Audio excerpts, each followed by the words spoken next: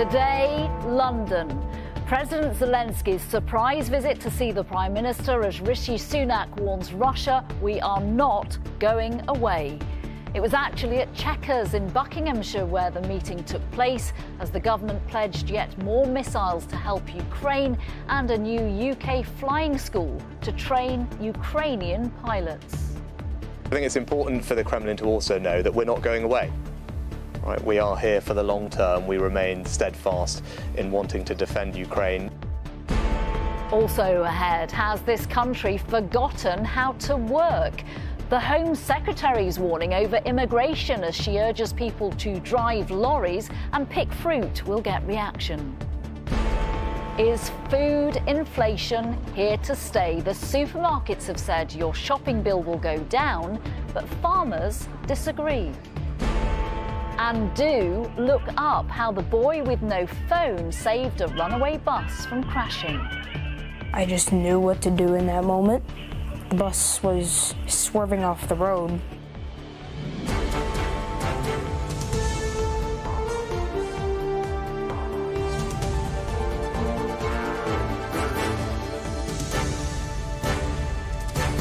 This is the ITV Lunchtime News with Nina Hossain. Good afternoon. The support from the UK for Ukraine is taking to the air. President Zelensky flew into the country today to meet the Prime Minister, who promised more military might, including a new UK flying school to help train Ukrainian pilots to use Western fighter jets. Rishi Sunak said the UK will be part of the coalition of countries that will provide Ukraine with support. With the details, here's our political correspondent, Shihab Khan. Side by side they walk, side by side they stand, firm in the face of Russia's illegal invasion of Ukraine. Vladimir, it's great to welcome you back to the UK, but especially here to Chequers. President Volodymyr Zelensky is here in the UK and becomes the first foreign leader Rishi Sunak has hosted in Chequers. First of all, thank you very much. You supported already a lot for us. Those kind words come with more pledges, as today Rishi Sunak confirmed hundreds of air defence missiles and new long-range attack drones would be delivered to Ukraine. And thank you, especially you and your government for supporting us, really, at this moment, like you said, at the moment of challenges. But what more does he need? We want to create this jets coalition, and I'm very positive with it. We spoke about it, and I see that in the closest time you will hear some, I think, very important decisions, but we have to work a little bit more on it. Yes, look, we are going to be a key part of the coalition of countries that provides that support to Vladimir and Ukraine. Now, it is not a straightforward thing, as Vladimir and I have been discussing. And those fighter jets, along with getting their first long-range cruise missiles, could be a significant development for Ukraine. But the war rages on, and Ukraine is set to launch a counter-offensive. But for now, the Russian attacks are ongoing. This weekend, the hometown of Ukraine's Eurovision entry was attacked by Russia during the song contest.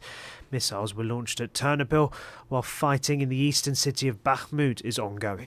It's not just an attack on Ukraine, it's an attack on Western values, on democratic principles. It's an attack on how Ukraine, as a sovereign country, wants to live its life in the future. And we very much line up with those principles and those democratic ideas. So Ukraine's fight is for Ukraine, but actually Ukraine's fight needs to be supported by us, because it's also our fight. I said only good things about it. I agree. All I say is I agree.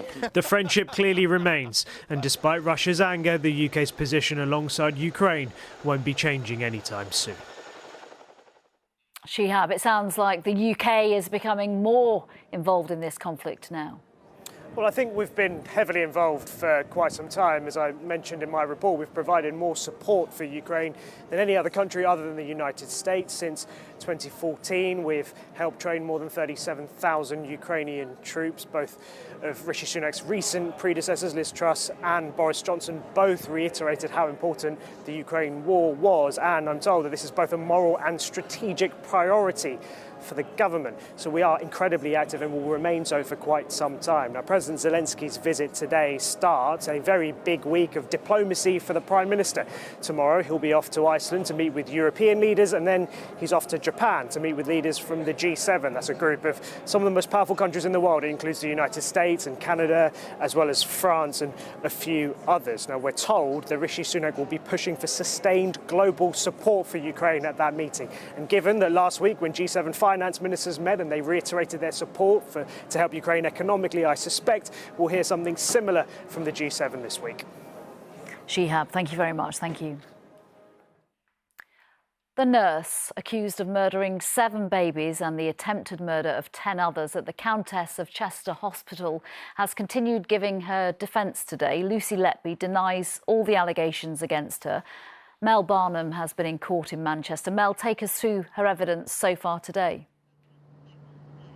Well, today we heard about the case of baby G, who the jury were reminded was the most premature of the babies on this indictment, born at just 23 weeks. Now, she'd been unwell in the weeks after her birth at a different hospital, but had been transferred to the Countess of Chester Hospital about 2.5 months after she was born, where she was described as clinically stable until she projectile vomited on a night shift on the 7th of September 2015.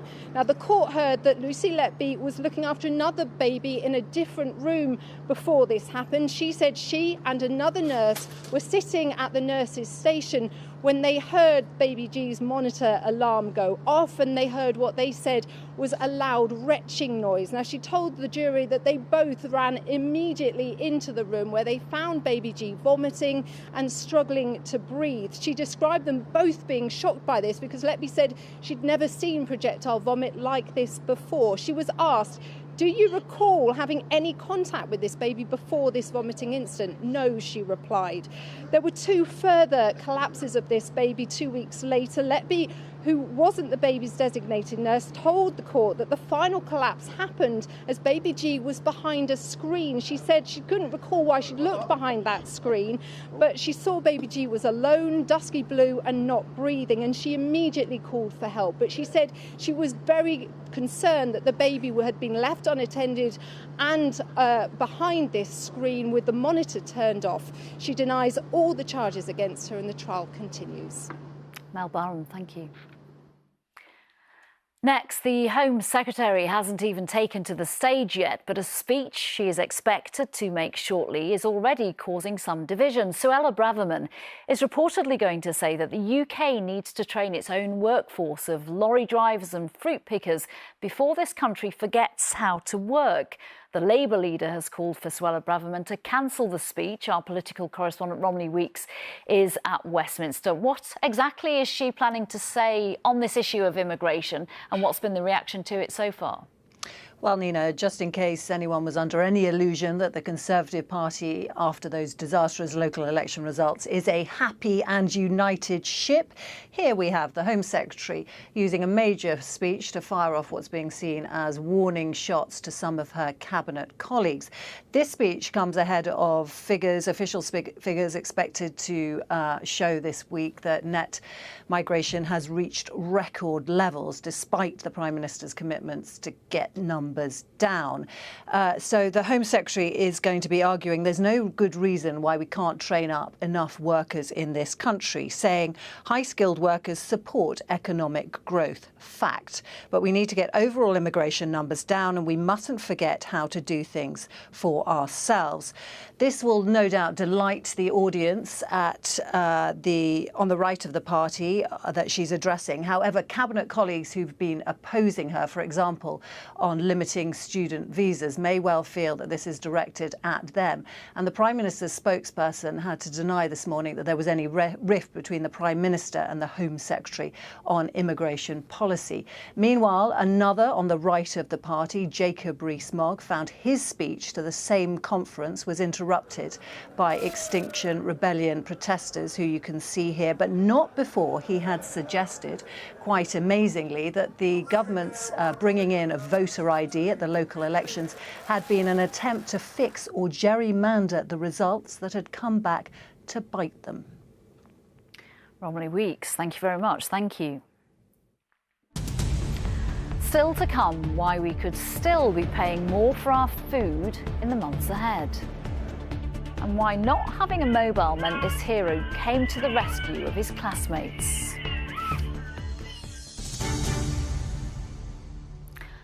But first, two mothers whose daughters died from severe allergic reactions have written to the Health Secretary calling for a national allergy czar. Tanya Ednan-Leperouse and Emma Touray have told Steve Barclay that their daughters' deaths were entirely preventable and urged the government to appoint a leader to act as a champion for people with allergies. Sejal Karia has our report.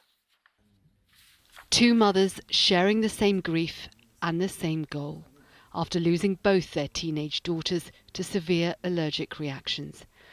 Natasha Ednan-Leperouse was 15 when she died after suffering an allergic reaction to sesame seeds in a pret-a-manger baguette. 18-year-old Chante Touré-Thomas also died of anaphylaxis after accidentally eating food containing a hazelnut. A coroner ruled she died in part because of human error, meaning it took an ambulance crew more than 40 minutes to arrive at her home. Deaths their mums say needn't have happened. They're now calling on the government to take action to prevent similar tragedies. We are trying to get an allergy czar to help the community, to make sure that we've got more specialist clinics and to make sure that we've got more training, more allergy specialists and mandatory training for people. At the moment, if you have an allergy, a serious allergy, you fend for yourself pretty much, and that's what needs to change. It's so difficult for families just to get a diagnosis quite often. 1 in 3 people in the UK have an allergy. That's over 20 million people. Of these, 2 million have a food allergy, numbers that are set to rise sharply in the next 40 years. Around 2% of all children suffer from an allergy to peanuts. And in the last 20 years, hospital admissions have trebled for food-induced anaphylaxis. It really is a postcode lottery, depending on where you live in the country, whether you will get the care plan and the sufficient care that you need. Scientists are saying that by 2060, 70% of the population will be food allergic. Unless they actually start dealing with this situation and see it as a real risk for the public, it's going to be like a tsunami coming and it'll be too late. They need to start acting now. The government says specialist services exist, led by NHS England. Tanya and Emma say they don't go far enough. Sejal Karia, ITV News. A former Metropolitan Police constable is facing a disciplinary hearing today over alleged missed opportunities to catch Wayne Couzens before he kidnapped, raped and murdered Sarah Everard. Samantha Lee is accused of failing to properly investigate a flashing allegation against Couzens. Our correspondent Rachel Younger is with me. Was this the last chance to catch Couzens before he killed Sarah Everard? Yes, that's right. Samantha Lee, who I think we can see arriving at the hearing today, was on duty when she was called out to a fast food restaurant in Swanley in Kent. Now, the manager there told her that a man had indecently exposed himself, really upsetting staff, as you can imagine, in his car as he picked up food there. Now, this, as you say, was just 6 days before Wayne Couzens kidnapped and murdered Sarah Everard. And we know it was him because he has since been convicted of that indecent exposure and given an extra 90 months onto his full life term. What Samantha Lee is being questioned on today is the fact that she is accused of not having investigated to the extent of her duties and responsibilities. So although there was CCTV footage of his car and although that staff had his MasterCard details, that wasn't done and that she then subsequently tried to cover that up in an investigation into what she did that day. Now, she has told this hearing that she denies all of those allegations. What are the potential consequences here? Well, for Samantha Lee, there aren't any because she has since resigned from the police. She did so as soon as this investigation began. But in a way, I don't think this hearing is really about her. It is part of the Metropolitan Police's efforts to try and show that it is doing better now to look after women after so many failings, including, of course, Sarah Everard's death. So part of a much wider, much needed effort to try and show it can regain public trust. Rachel Younger, thank you. Farmers are warning that the high cost of food is here to stay. Tomorrow, the government is holding talks with supermarkets, food companies and farmers to discuss the growing problem of food inflation. Last week, supermarkets told ministers food prices have peaked and would soon start to fall, but the National Farmers Union disagrees. The president of the NFU, Minette Batters, joins me now. Why, Minette, do you disagree with that? It's not so much that we disagree. I mean, I think it is fair to say that, inflation will come down. It's more about how farmers and growers are trading. So we've seen huge issues on the poultry side with 1 billion less eggs produced last year. And for growers, everybody will have faced rationing of salads. So it's about how do we keep the levels of production up. A lot of these producers were on fixed term contracts, so they were dealing with the price pressures of last year coming into this year, and they're still in many cases working with that same original contractual relationship. So this is about fairness in the supply chain. It's about everybody on this journey sharing the pain in the supply chain. We've seen prices going up for consumers, but we haven't seen that coming back to the primary producer.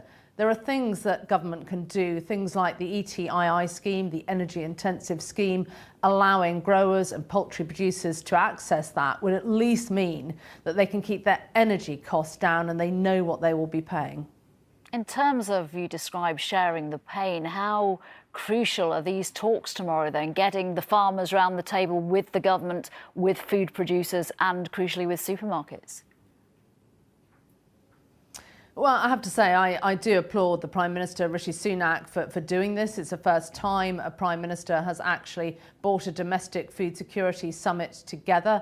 It's something that he himself committed to back in August of last year. So I think everybody there really welcomes the discussion. There are so many things that go across different departments. So having a Prime Minister that is leading this domestic food security summit is incredibly important.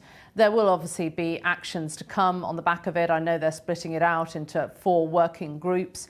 But ultimately, we've got 70 million people on an island nation, and it's really important that we produce more of what we're good at. We're going into the British seasonality now. People will be buying asparagus, berries, strawberries, raspberries, apples, pears.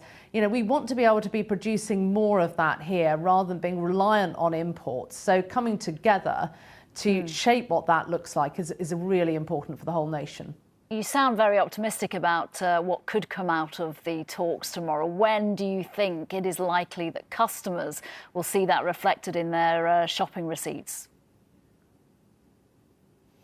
Well, every retailer I speak to in all their consumer surveying, they say the demand for buying British only grows. People do want to buy British. They recognise, many of them, the challenges of climate change, of buying British, buying locally, food miles matter.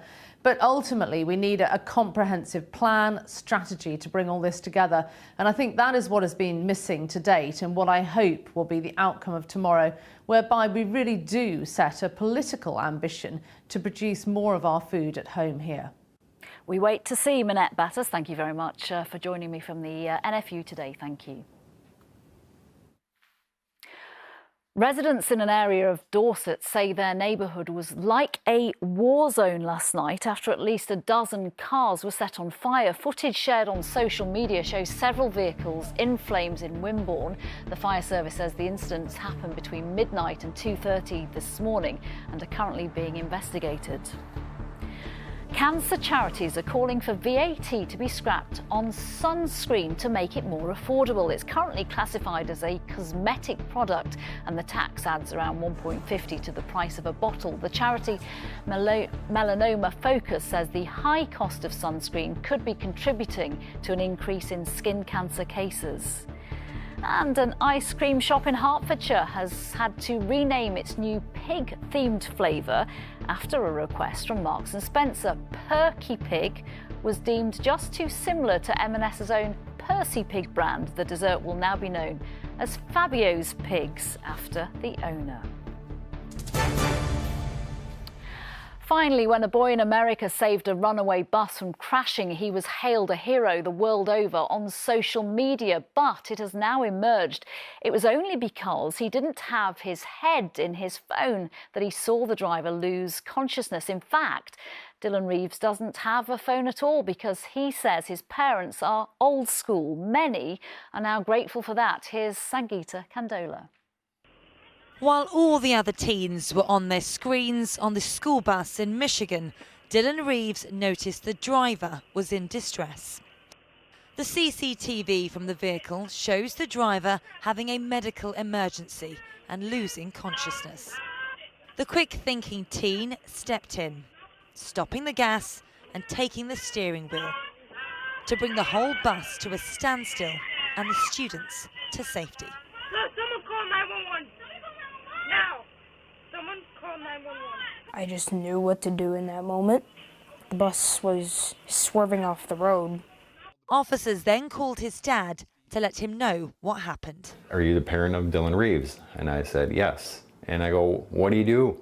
And he goes, no, this is a good phone call. Your son's a hero. He stopped the bus.